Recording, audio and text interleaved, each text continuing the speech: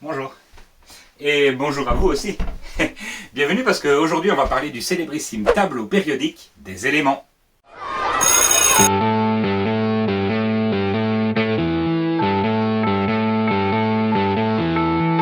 Ce tableau a été mis en place par le très célèbre Dimitri Ivanovitch, Dimitri Ivanovitch Mendeleïev. À son époque, le nombre d'éléments chimiques découverts ne cessait de croître. Et Mendeleïev, comme d'autres scientifiques, ressentait la nécessité d'un classement.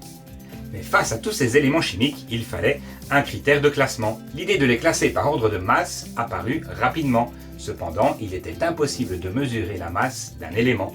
Mais par observation attentive des masses au cours d'une réaction chimique, les scientifiques pouvaient évaluer les rapports de masse entre les éléments. Non, je m'excuse, je vois toujours pas le rapport. Et c'est l'hydrogène qui fut choisi comme élément de référence. Les masses fictives des autres éléments furent déterminées à partir de cette dernière. Par exemple, l'atome de carbone fut déterminé comme étant 12 fois plus imposant que celui d'hydrogène. Cette comparaison systématique porte le nom de masse atomique relative. Et une fois toutes ces informations récoltées, le premier classement, par ordre croissant de masse atomique relative, fut élaboré. Mais ce n'est pas tout. On constata rapidement des similarités dans la réactivité chimique de certains éléments. Il fut alors décidé de les regrouper au sein de ce qu'on appela une même famille. La famille. L'appartenance à une même famille se répétant de manière cyclique, il fut donc décidé de réorganiser le tableau en tenant compte de ses propriétés.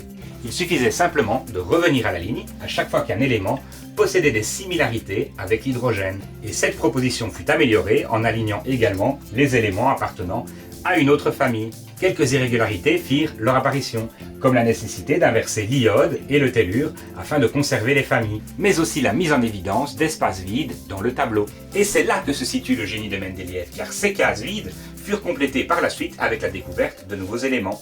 Cependant, Mendeleïev en avait déjà prédit l'existence bien avant leur découverte. Et ce tableau est également scindé en deux grands groupes, les métaux et les non-métaux. Les métaux ont la capacité de conduire le courant électrique ou bien la chaleur. Ils sont pour la plupart brillants et malléables, et leur masse volumique est plutôt élevée. Les non-métaux, quant à eux, possèdent les propriétés inverses. Ce magnifique tableau est donc une source inépuisable d'informations sur les atomes. À vous de savoir l'utiliser correctement afin d'en apprendre plus sur les éléments qui composent ce monde.